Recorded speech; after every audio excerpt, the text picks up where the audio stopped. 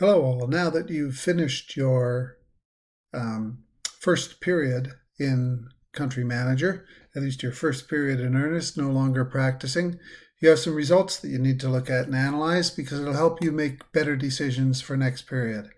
So I'm going to show you some of the reports that are available to help you make decisions. You'll find these under the Company tab in CountryManager. The dashboard is the first one.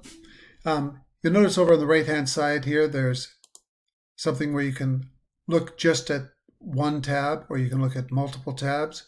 So in this case, you can see if I look at the no tabs, I've got some basic information. In the previous period, I hadn't sold in Brazil.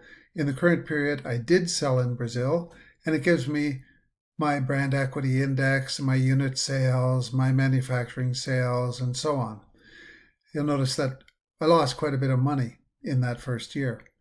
I can also look at the more detailed tabs, and what that'll do is it will break out brand equity index for all of my countries, the region. It shows me graphically how my brand equity index, sales, and so on have been progressing over time, and then it breaks out for each country that I've been selling in what my results have been.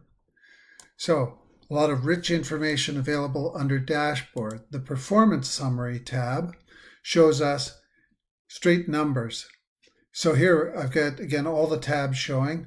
It shows us when the different markets were entered, the amount of sales that I have in the market, what my market share was achieved in that period for the country and for the region, what my contribution was.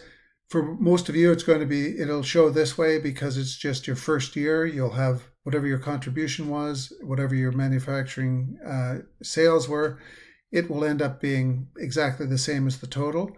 But as you enter new markets, you'll find that shows totals for all the countries. Now, these are all converted to US dollars. Even though you're doing your forecasts and making your decisions in Brazilian reals or Mexican pesos, all of these decisions get converted to US dollars so that we have one common currency that we can make comparisons in and pull our sales together. There's lots more information on this summary one as well. It tells us, for instance, what our sales were, prices and sales for the different SKUs that we created, what allowances we were offering, and what our distribution performance was like. Now, there's some better places to get this information, though, and even more detailed under company. Brand equity index shows us what's our brand equity index in this first period, and what's our trend over time. So here you're seeing in this particular simulation, I ran in Argentina one year, and then I went to Brazil the next, and you could see I improved my overall brand equity index in those countries. You'll be able to track your performance. Your net contribution for the region and then for the countries shows us, the consolidated one shows us in US dollars what our sales and allowances, promotion, advertising, and so on are, but it also shows us in percentages. And so we see here, for instance, cost of goods sales in my sales in the region were 57%. This is far too high. We have to get it down well under 50%. And I seem to have an extremely high advertising budget. So I just analyze that very quickly, and I say, I need to look and see, maybe I can do something to get my costs down by manufacturing more in my Latin American market, and by perhaps fine-tuning my advertising and perhaps reducing that a little bit in order to improve my margins. It also then breaks it down by country.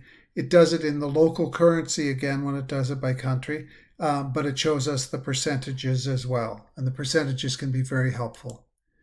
Under company again, SKU contribution. Each SKU that you're selling, how many units, what was your revenue, what allowance did you offer, what was your cost of goods sold, and what was your gross margin. Now, gross margin is really It's not really a profit measure. It's before many of your expenses are tied in, like your marketing expenses and some of your administrative expenses. So this is really your margin over just the cost of goods sold. These margins are extremely small. Once you're manufacturing in Latin America, you should be getting gross margins over 30%. And sales report. It's my favorite report.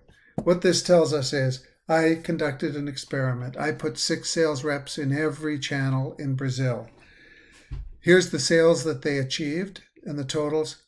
And what I notice here is, wow, those 6 reps in my hypermarkets did extremely well. And they did pretty well here in my wholesale and even in my traditional, but self-serve was abysmal. So next period, what I'm probably going to do is the self-serve was so weak and the web other was so weak, I may eliminate them entirely. And now I'll reallocate some of those salespeople over to hypermarket in particular, and maybe a few over to wholesale. So it helps me to make better decisions in the long run. So lots of great information available.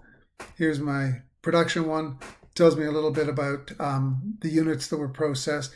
At this point, I just created my plant in Peru, and so I don't really have any good data for it yet, but I'll be able to monitor that over time. So I hope that's helpful. The company tab is the place where you find out how you did, and it gives you clues or evidence as to where you can make improvements over time.